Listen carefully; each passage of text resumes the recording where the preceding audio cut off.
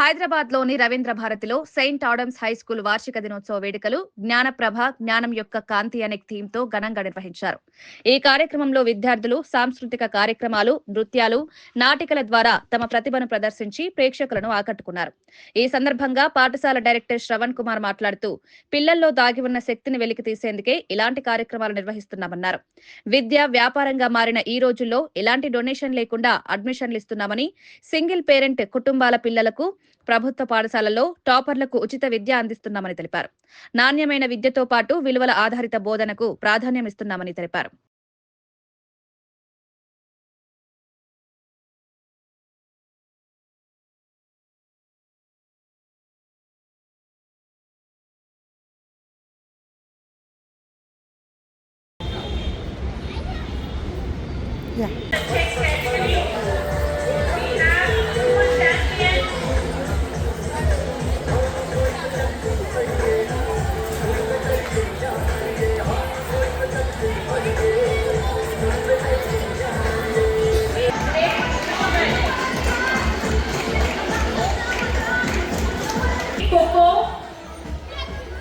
Sanjeevani, Anushka, Harshita, Hasini, Praneetha, Lakshmi, प्रतीका.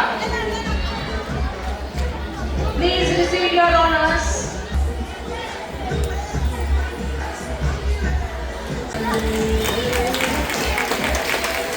They have won over 7 other teams. Next up, we have the runners, Kho-Kho runners. First prize Admita, second prize Master Prince. Goes to Sai Karthik.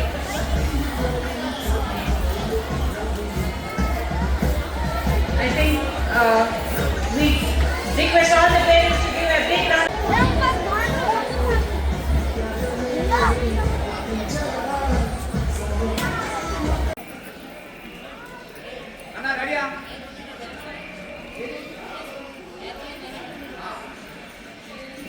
Sir ఇక్కడ sir కొంచెం ముందుకు రండి sir, ఇక్కడ జరగాలి కొంచెం యువతలకి. పెద్ద sir కనిపించండి, ఆయననే పెద్దగా.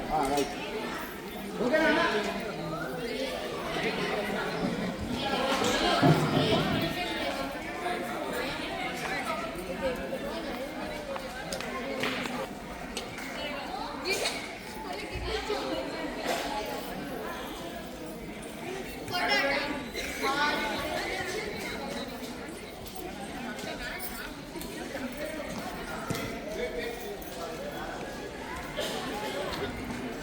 నేను doctor Sribhashyam Shravan Kumar, director Saint Adams high school and new era junior college Chikkadpally.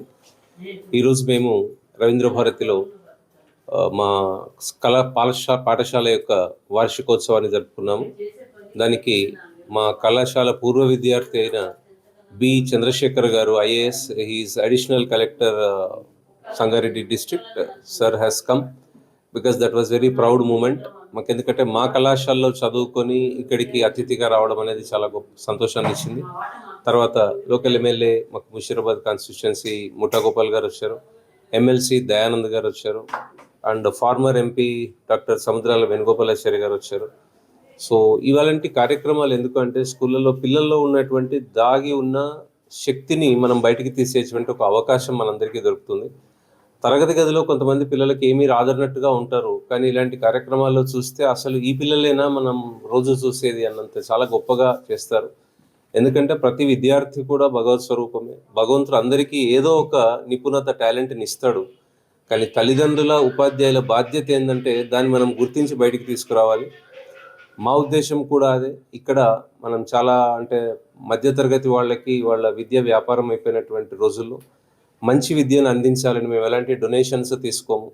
ఈ స్కూల్లో, కాలేజీలో కూడా ఇక్కడ ఉన్నటువంటి గవర్నమెంట్ స్కూళ్ళల్లో టాపర్స్కి మేము ఉచిత విద్యను అందిస్తాము.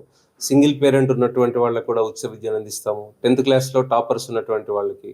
ఇప్పుడు మా కళాశాలకు కూడా ఐలయ్య గారని, అతను professor Ailaiah chemical engineering Osmania యూనివర్సిటీలో ప్రొఫెసర్గా ఉన్నారు. మొన్న లాస్ట్ 17th ఆయన కళాశాలకు గెస్ట్గా వచ్చాడు.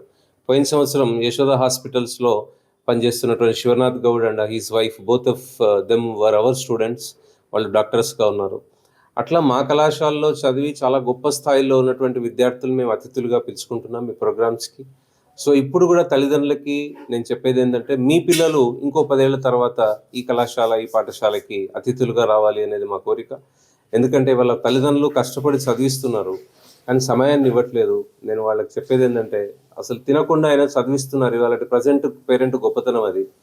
కానీ సమయాన్ని ఇవ్వట్లేదు. సంపాదనలో పడి పిల్లలకి ట్యూషన్లకి ఇంకా డబ్బులు వెచ్చిస్తున్నారు కానీ సమయం ఇవ్వట్లేదు. దయచేసి వాళ్ళకి సమయం ఇవ్వాలి. తల్లిదండ్రులు ఫ్రెండ్స్గా ఉండాలి. అప్పటప్పుడు పిల్లలు కూడా ఓపెన్ అప్ అవుతారు.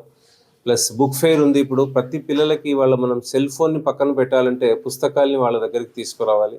ఏదో ఒక కథల్ని పిల్లలకి చదివించాలి కంపల్సరీ. వీళ్ళు చదివి తల్లిదండ్రులు చెప్పాలి.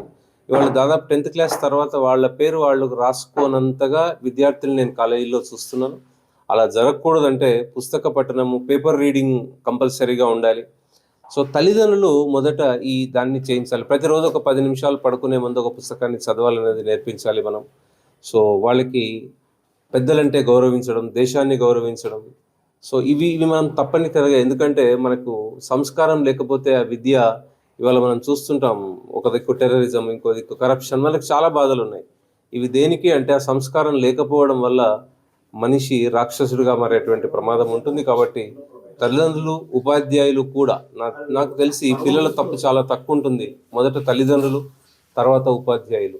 ఎందుకంటే ఇవాళ మనం స్కూళ్ళు, కాలేజీలు అంటే ఒక ఫ్యాక్టరీ లాగా దేశానికి కావాల్సినటువంటి పౌరుల్ని అందించాలంటే మనకి పాఠశాలలు, కళాశాలలు, విశ్వవిద్యాలయాలు ఒక ఫ్యాక్టరీలుగా ఉన్నప్పుడు ఈ దేశంలో మంచి జాతి నిర్మాణం జరుగుతుంది. యువతని మనం చాలా అద్భుతమైనటువంటి శక్తిగా రూపొందించేటువంటి అవకాశం మనందరికీ ఉంటుంది. ఈ యాన్యువల్ డేకి వచ్చిన అందరికీ కూడా, మీడియా మిత్రులకి, మిగతా వాళ్ళందరికీ, తల్లిదండ్రులకి, ఉపాధ్యాయులకి ప్రత్యేకంగా ధన్యవాదాలు తెలుపుతున్నాం. నమస్కారం.